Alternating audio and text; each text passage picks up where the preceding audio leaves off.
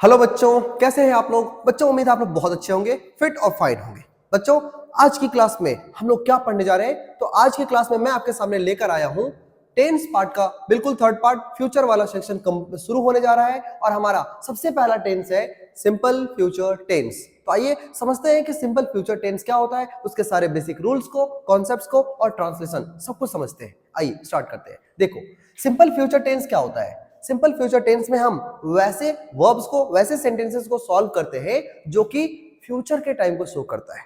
Future में होने वाले कोई काम को हम सिंपल फ्यूचर टेंस में ट्रांसलेट करते हैं, है ना। जैसे कोई काम, मैं बाजार जाऊंगा, है ना, मैं तुम्हारी मदद करूंगा।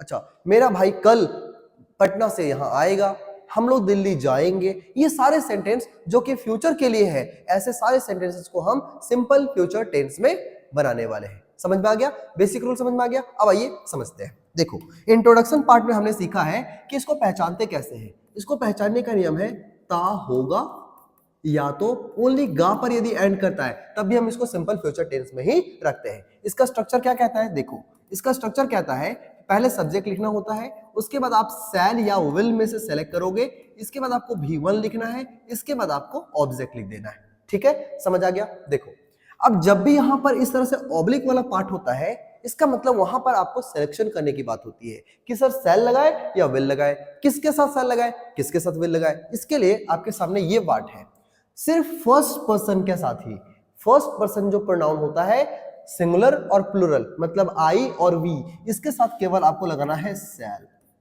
बाकी सभी के साथ आपको लगा देना है विल। क्या लगा देना है, विल। लेकिन बच्चों एक बात सावधान हो जाना कि हमेशा ऐसा नहीं हो सकता, आई और वी के साथ विल भी लग जाता है, बाकी सबके साथ सैल भी लग जाता है। लेकिन कंडीशन है, यदि सेंटेंस ऐसा हो सोहन बाजार जाएगा, तब तो ऐसे ही फॉलो करेंगे।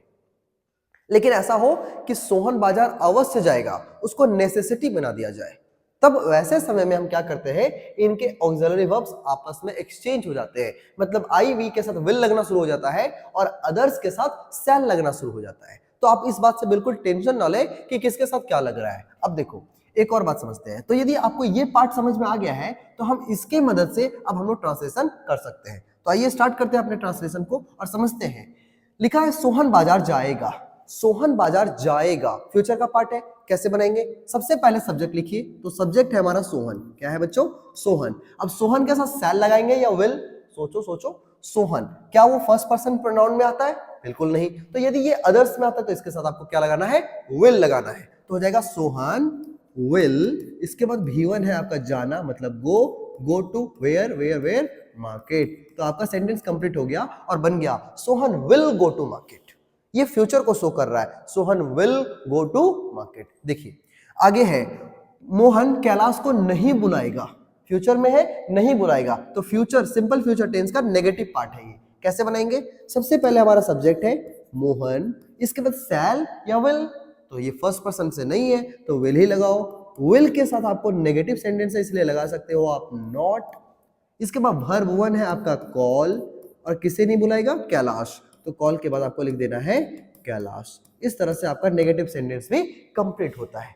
अब एक और बात, यदि हम विल और नॉट का कॉन्ट्रैक्शन फॉर्म जानना चाहें तो क्या होता है सर, देखो यदि सेल के साथ नॉट लगा दोगे ना तो इसका कॉन्ट्रैक्शन फॉर्म होता है शैंट। क्या होता है बोलो, शैंट। यदि विल के साथ नॉट लगा दोगे तो ये हो जाएगा आपका वांट। क्या हो जाएगा, वांट। इसमें बहुत गड़बड़ होता है, विलंट कभी नहीं होता, वांट होता है। ठीक है, इस तरीके से आप इन दोनों को हटा करके इसके जगह पे वांट भी यूज कर सकते हो, एक सिंगल वर्ड। ठीक है, चलो नेक्स्ट सेंटेंस इंट्रोगेटिव यदि हम देखें, क्या गीता मुझे अंग्रेजी पढ़ाएगी, क्या गीता मुझे अंग्रेजी पढ़ाएगी। अब देखो ये फ्यूचर वाले पार्ट में है, इंट्रोगेटिव सेंटेंस है, तो आप जानते हो इंट्रोगेटिव पार्ट में क्या होता है, हमारा ऑक्सिलरी वर्ब को शुरुआत में लिखते हैं। ये जो सैल और विल है ये स्टार्टिंग में आ जाएगा, तो गीता के हिसाब से क्या लगना चाहिए, गीता अदर्स में आ रहा है, विल में लगेगा। तो यदि हम शुरुआत में विल लिख दे और बाद में यदि गीता लिख दे तो ये इंट्रोगेटिव पार्ट को बनाने का तरीका होता है। विल गीता, फिर V1 क्या है, मुझे अंग्रेजी पढ़ाएगी, पढ़ाना, पढ़ाना हमारा वर्ब है, तो हो जाएगा will Gita teach me English, will Gita teach me English.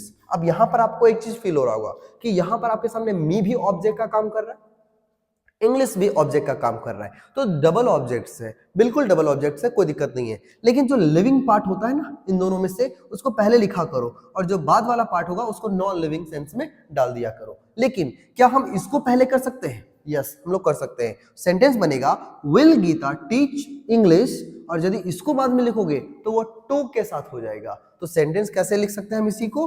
हम लिख सकते हैं विल गीता टीच इंग्लिश और यहां हो जाएगा टू मी। क्या हो जाएगा? टू मी हो जाएगा। टू के साथ में आपका इनडायरेक्ट ऑब्जेक्ट लगने वाला है ना। इसे आप फ्यूचर में आगे भी पढ़ेंगे, कोई दिक्कत नहीं है। आगे है इंट्रोनेगेटिव सेंटेंस। देखिए इंट्रोनेगेटिव सेंटेंस को हम कैसे सॉल्व करते हैं? इसमें इंट्रोगेटिव पार्ट नेगेटिव पार्ट दोनों रहेगा, तो हम कैसे सॉल्व करेंगे?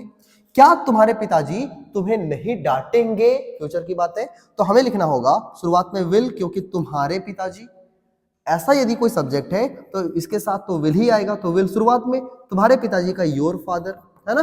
अब आपका वर्ब वन है, सॉरी इसमें नेगेटिव भी है, तो विल योर फादर नॉट हो जाएगा। और यदि नॉट को इसके साथ मर्ज करना चाहो तो ये हो जाएगा वॉन्ट, तो हो जाएगा वॉन्ट योर फादर। आप ऐसे भी लिख सकते हो, वैसे भी लिख सकते हो। तो विल योर फादर नॉट, डांटना का होता है स्कोल्ड, और ऑब्जेक्ट के रूप में यूज हो रहा है तुम्हें मतलब यू। तो सेंटेंस बना will your father not scold you, है ना। इस तरीके से आप इंट्रोनेगेटिव पार्ट को भी कंप्लीट कर सकते हैं। लास्ट पार्ट है वे लोग तुम्हारे साथ मैच क्यों खेलेंगे। देखो यदि ऐसा रहा तो हम लिखेंगे वाई, इसके बाद लिखेंगे विल, उसके बाद लिखेंगे क्या, हमारा सब्जेक्ट क्या है, तो वे लोग है। Why will they, verb one है हमारा खेलना, प्ले, तुम्हारे साथ का विथ यू, सॉरी मैच भी है, तो play a match, wait, play a match तुम्हारे साथ विथ यू, और सेंटेंस आपका कंप्लीट हो गया है और बन गया why will they play a match with you. इस तरह से आप अफर्मेटिव, नेगेटिव, इंट्रोगेटिव, इंट्रोनेगेटिव और WH वर्ड, ये सारे सेक्शंस को आपने बहुत अच्छे से कंप्लीट कर लिया है। चलो अब बच्चों सिंपल फ्यूचर टेंस में और भी कुछ एक्स्ट्रा रूल होते हैं, उसे भी हम लोग समझ लेते हैं, क्योंकि वो ग्रामर के दृष्टिकोण से ज्यादा इंपॉर्टेंट रहने वाले हैं। तो हमारा ये जो रूल है समझते हैं ये क्या है। देखो लिखा है यदि आपके सेंटेंस में कभी भी फ्यूचर टाइम इंडिकेटर्स दिख जाए, फ्यूचर टाइम इंडिकेटर्स यदि दिख जाए तो समझ जाना कि उसको आप सिंपल फ्यूचर टेंस में ही सॉल्व करने वाले हैं। जैसे कि tomorrow, next day, next year, ऐसा कुछ सेंटेंस में लिखा हुआ दिखे तो आप उसको सिंपल फ्यूचर टेंस में बना देंगे। इसमें है टुमारो मतलब कल, आने वाला कल, सृष्टि, और हमारे सामने जो वर्ब है ये है गो, तो आप लिखेंगे सृष्टि के साथ विल और V1 ही तो लगता है मतलब go. Srishti will go to Delhi tomorrow, Srishti Delhi कल जाएगी, ऐसा हमारा सेंटेंस बनने वाला है। अगला है हमारे जो सेंटेंसेस है उसमें से ये है कि माई सिस्टर, और हमारे सामने जो वर्ब है ये है अपीयर, तो क्या हो जाएगा माई सिस्टर विल अपीयर, है ना। My sister will appear in the board examination next year, अगले साल जो है हमारी सिस्टर जो है, मेरी सिस्टर बोर्ड एग्जामिनेशन में शामिल होगी। यदि ऐसा कोई सेंटेंस है तो हमेशा आपको विल के साथ V1 लगा देना है, क्योंकि यहां पर ये जो है ये आपका फ्यूचर टाइम इंडिकेटर को शो कर रहा है। आई होप सबको समझ में आ रहा होगा। चलो आगे है rule number 3 is very important, very important. कैसे? देखो लिखा है फ्यूचर प्लानिंग। यदि कोई ऐसा सेंटेंस आपके सामने है जो ये आपको दिखा रहा है कि ये फ्यूचर के ही सेंटेंस है, बट फ्यूचर में यदि वो 100% वो पहले से प्री प्लान्ड है, तो समझ जाना कि ऐसे सेंटेंस को आप प्रेजेंट इंडेफिनिट टेंस में बनाएंगे, इसे सिंपल फ्यूचर टेंस में नहीं बनाएंगे। हमारा रूल ऐसा कहता है ग्रामर कि यदि फ्यूचर की कोई प्लानिंग 99%, 100% तय होता हो पहले से, तो उसे आप प्रेजेंट इंडेफिनिट टेंस में बनाएंगे। और उसके लिए बाकायदा आपके सामने जो है सो प्रॉपर पूरा टाइम दिया हुआ रहेगा। कब का? फ्यूचर का कोई टाइम दिया हुआ रहेगा। जैसे कि द प्राइम मिनिस्टर कम या will come, the prime minister comes जो कि प्रेजेंट सिंपल प्रेजेंट टेंस में बनेगा, या विल कम जो कि सिंपल फ्यूचर टेंस में बनेगा ऑन मंडे। तो यदि प्राइम मिनिस्टर का मंडे को आना पहले से तय है तो हम इसे प्रेजेंट सिंपल प्रेजेंट टेंस में बनाएंगे और ये आपका हो जाएगा comes. The prime minister comes on Monday, will come नहीं, है ना। चलो आगे है सागर, द मैच एट 10 PM, सागर 10 बजे मैच खेलेगा। लग रहा है फ्यूचर में ही सारा होगा, लेकिन ये पहले से प्री प्लान्ड है तो प्ले नहीं होगा, बल्कि यहां क्या हो जाएगा प्लेज हो जाएगा। समझ में आ गया? तो ऐसे कोई भी सेंटेंस जो पहले से प्री प्लान्ड होते हो उसके लिए हम सिंपल प्रेजेंट टेंस का इस्तेमाल करेंगे या उसी को प्रेजेंट इंडेफिनिट टेंस कहा जाता है, उसमें हम इसको सॉल्व कर देंगे। समझ में आ गया? चलो अब नेक्स्ट रूल की तरफ बढ़ते हैं। हमारा जो नेक्स्ट रूल है वो ये है, this is very very important rule, है ना, इसको ध्यान से समझना है आपको। देखिए ये आपके आंसर राइटिंग में भी और आपके ग्रामर सेक्शन में बहुत काम आता है। चलिए समझते हैं। यदि ऐसा कोई सेंटेंस लिखा हुआ हो जिसमें दो सेंटेंस हो, यदि तुम वहां जाओगे मैं तुम्हारी मदद करूंगा। आपको समझ में आ रहा है कि यहां पर दो सेंटेंस है, एक है तुम वहां जाओगे, एक है मैं तुम्हारी मदद करूंगा। लेकिन ये दोनों सेंटेंस को आपस में जोड़ने का काम आपका जो कर रहा है ये है आपका यदि। और ये यदि कौन है? ऐसे वर्ड्स को कंजंक्शन कहा जाता है जो दो सेंटेंस को आपस में ऐड करता है। तो यदि ये दोनों सेंटेंस इसके वजह से एडेड है तो याद रखना ऐसे को कंजंक्शन कहा जाता है। और यदि कोई दो सेंटेंस ऐसे कुछ शब्द के वजह से जुड़े हुए हैं तो जो पार्ट इसके साथ जुड़ा हुआ है इसको सिंपल प्रेजेंट टेंस मतलब प्रेजेंट इंडेफिनिट टेंस में सॉल्व करते हैं, सिंपल प्रेजेंट टेंस, और जो बचा हुआ पार्ट है इसको आप सिंपल फ्यूचर टेंस में बनाएंगे।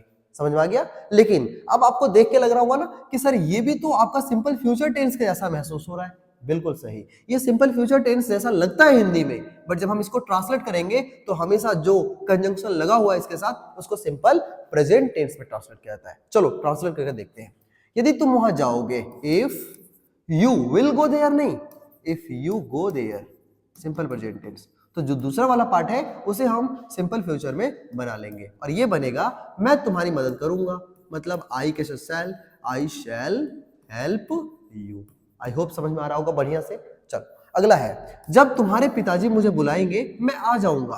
तो जब मतलब व्हेन, तुम्हारे पिताजी मुझे बुलाएंगे तो हो जाएगा योर फादर विल कॉल, नहीं योर फादर कॉल्स मी।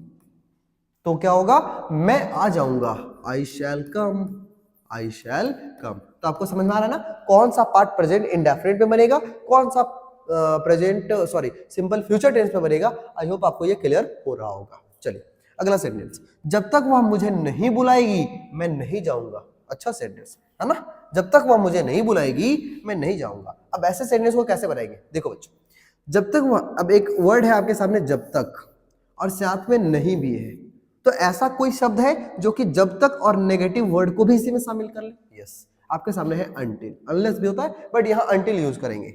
तो यदि हम यहां पर अनटिल यूज कर दे तो आपको नहीं लगता है कि ये नेगेटिव सेंस को भी इसी में ले लिया गया है?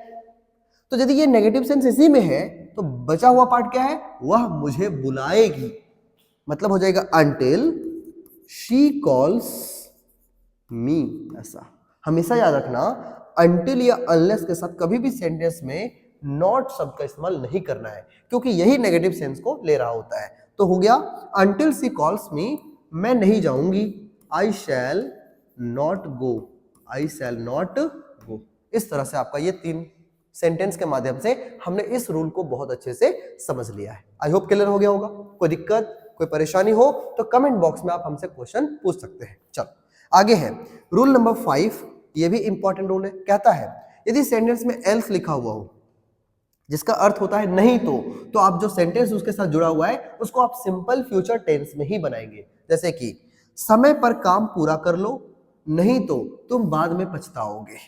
अब देखो ये जो सेंटेंस आपको दिख रहा है ना, इसमें कोई सब्जेक्ट नजर नहीं आ रहा होगा। यदि सब्जेक्ट नहीं है तो ऐसे सेंटेंस को इंपेरेटिव सेंटेंस कहा जाता है जो कि V1 से शुरू होता है। समय पर काम पूरा कर लो, तो क्या हो गया? पूरा कर लेना। ये काम हमेशा V1 से स्टार्ट होगा, मतलब हो जाएगा कंप्लीट, ये V1 है। Complete your work, complete your work समय पर मतलब ऑन टाइम, ऑन टाइम। अब यहां पर है नहीं तो का इंग्लिश एल्स, एल्स तुम बाद में पछताओगे, यू विल रिपेंट मतलब पछताना, यू विल रिपेंट लेटर, है ना। इस तरह से आपका सेंटेंस कंप्लीट होता है। इस वाले पार्ट को V1 से स्टार्ट करना। जब भी बिना सब्जेक्ट वाला सेंटेंस आपको देखने को मिलता हो तो ऐसे सेंटेंस को हम इंपेरेटिव सेंटेंस कहते हैं और उस समय आप उसको V1 से स्टार्ट करके लिख सकते हैं। समझ में आ गया? तो एल्स वाला रूल को हम, ये जो एल्स वाला रूल है उसे हम इस तरह से कंप्लीट कर सकते हैं। आई होप क्लियर हो गया होगा। चलो अब हमारे सामने सिंपल फ्यूचर टेंस के कुछ एक्सरसाइज के क्वेश्चंस हैं। आइए रिवीजन करते हैं और सॉल्व करते हैं और देखते हैं हमसे बनता है यानी। लिखा है यू। इससे पहले आपको ये देखना चाहिए कि आपको कुछ याद आ रहा है। याद करो टुमारो, ये जो टुमारो है ये आपका टुमारो जो है सो आपका कंजंक्शन तो नहीं है, यहाँ पर ये आपका फ्यूचर टाइम इंडिकेटर है। और कहीं कोई फ्यूचर टाइम इंडिकेटर हमारे सेंटेंस में लगा होता है तो हमेशा उसको सिंपल फ्यूचर टेंस में ही बनाते हैं। तो हमारा सेंटेंस बनेगा गो के लिए you will go, simple future tense, you will go to school tomorrow, आप कल स्कूल जाएंगे, है ना, ऐसा। चलो यहां पर भी देखो तो नेक्स्ट ईयर जो कि फ्यूचर टाइम इंडिकेटर है, तो गिव को ऐसे बना देंगे विल और उसके बाद गिव, मतलब Sohan will give you a job next year, Sohan तुम्हें अगले साल एक जॉब देगा। समझ में आ रहा है? चलो अगला।